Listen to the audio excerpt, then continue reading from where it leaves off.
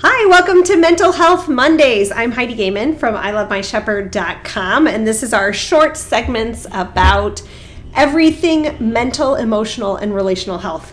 Today, I want to talk about some how-tos of asking for help. Our theme in January is help. Last week, we talked about why in the world you would ask for help. And so if you learned something that week, go ahead and throw it up in the comments, or whether you're on Facebook or watching the YouTube archive. I'd love to hear from you what you learned from that. Or did it change something? I had someone message and say that they stopped watching, got off, called the doctor and asked for a change in their prescription and wanted to meet about that. That's powerful stuff. We want to ask for help, whether it's from family, friends, professionals, our community, whatever. Today, how to. Asking for help is not a simple thing, is it? It sounds so simple. Well, just ask. I need help, right? And sometimes that's where you got to start. I need help. So start simple. That's tip number one. Just say the words, I need help, to whoever. To whoever. I don't want to overwhelm you. I'm going to give you some ideas of maybe who to go to for specific things and stuff. But start simple. Sometimes we just get railroaded by our own thoughts, feelings, emotions, struggles, day-to-day stuff to get done, and we need simple. So turn to someone and say, I need help. Whatever that is, start there. Start simple. Another how-to is being open to ideas. So if we're going to ask for help, we need to be ready to receive some stuff. That doesn't mean we have to do anything with it, but it just means we need to be ready to receive it. I think sometimes when we ask for help, we get so flustered, and then we want to respond back. No, that won't work because of this, or I've already tried that, or this, that, and the other thing. So this sounds like a step that we want to skip, but having a receptive heart is part of asking for help. So being open to receiving suggestions when someone pops up and says, I think you should try this, or you think you should do this.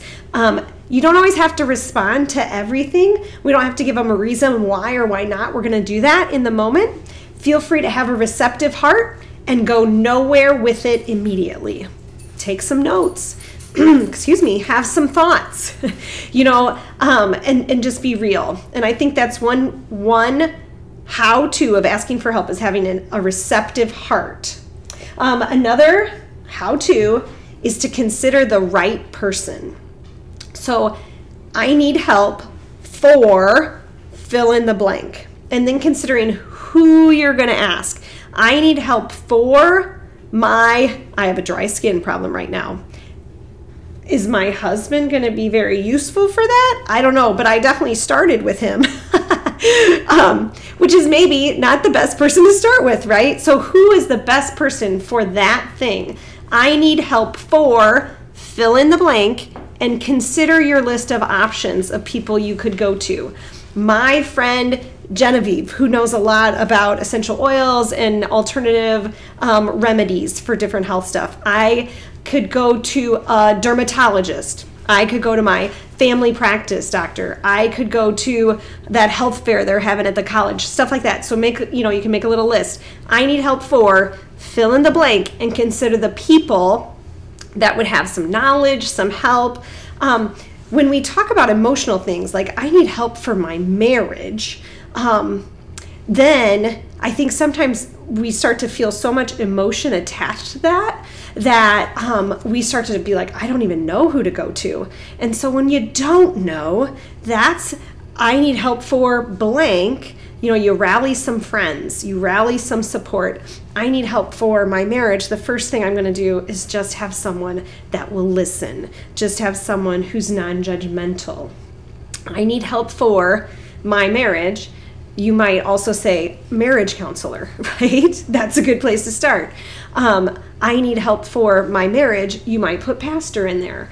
I need help for my marriage. You might have husband, or wife, start there. But by giving ourselves this list of people surrounding this thing we need help for, we see more options, and options make us feel like we have some power. There's some agency to that, some movement. I'm not like closeted and trapped in my thing that I need help for. And so options go a very long way for our psyche to be able to move forward in getting the help we need. So consider who's the right person. 2 more. Clarity. So, like I said, you're going to fill out the little thing that says, I need help for, fill in the blank.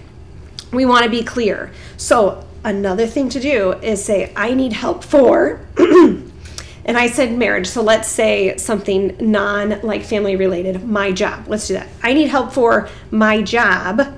Okay, what do I mean about that? When I say I need help for my job, what am I really looking for? So, then you would put, I need help for my job, and just make a little list. I don't like the people I work with, or I don't feel equipped. I have zero idea what I'm doing in this particular realm, or I have a hard time communicating with my supervisor, whatever. But you're going to get more specific. Clarity. I need help for, and that clarity will then guide you to who you might talk to. It might guide you into what resource you're going to Google on the internet. It might guide you in different ways, and then you feel more empowered when you go to ask for it. You know what you're asking for, instead of feeling that like real vague powerlessness over that realm of our lives, our vocation, our family, our medical care, our mental health, whatever. When you fill in, I need help for, fill in the blank, and then add some clarity. What I'm really talking about when I say this thing, that can feel very empowering.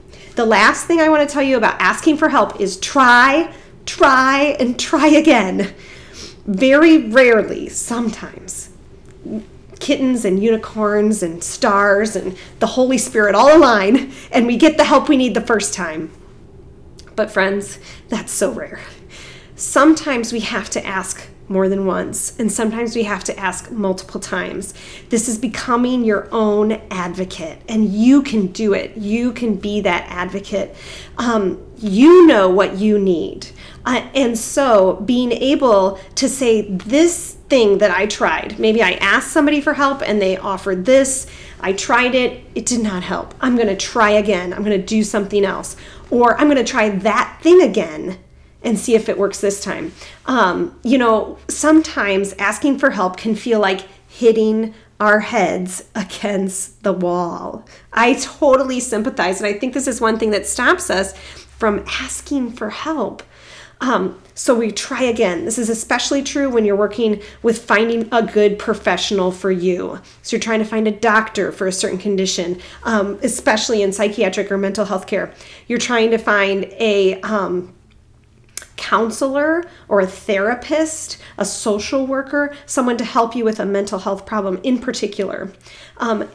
It's okay if one person doesn't work out for you. Now, give it a fair shot. Most people want counseling to work within the first 3 weeks, I think. A lot of clients drop off after 3 weeks.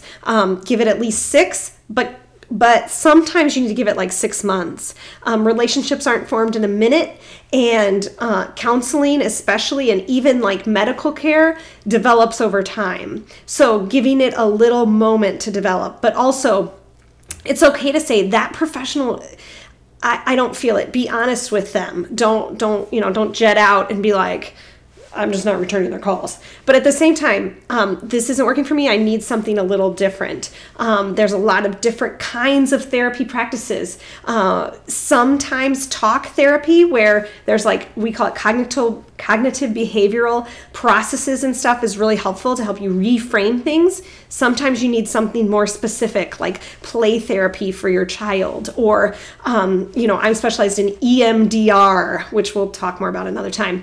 But you sometimes just need to say, I need something different. This first thing isn't working. Try again. Try a different kind of professional underneath the same thing. Give it a shot, So try, and try again. If you have any questions about how to ask for help, feel free to send them up to me in the comments, whether on Facebook or YouTube. You can always contact me on the About Me page on the ilovemyshepherd.com website.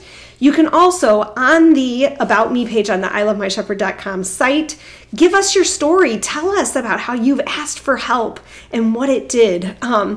Hopefully, over time, we'll be able to feature some stories in the blogs about how God has worked and what He's done in our mental health. And I think that helps end the stigma. There's so much that we all need in every day. And being able to share with someone else the way asking for help worked for us goes a long way. Suffering and rejoicing together every day. Thanks for joining me on this Mental Health Monday. If you have any questions, just throw them up. Otherwise, I'll see you next Monday at noon Central Standard Time for another Mental Health Monday. And you can always catch the archive and share it from YouTube. I'll see you next time.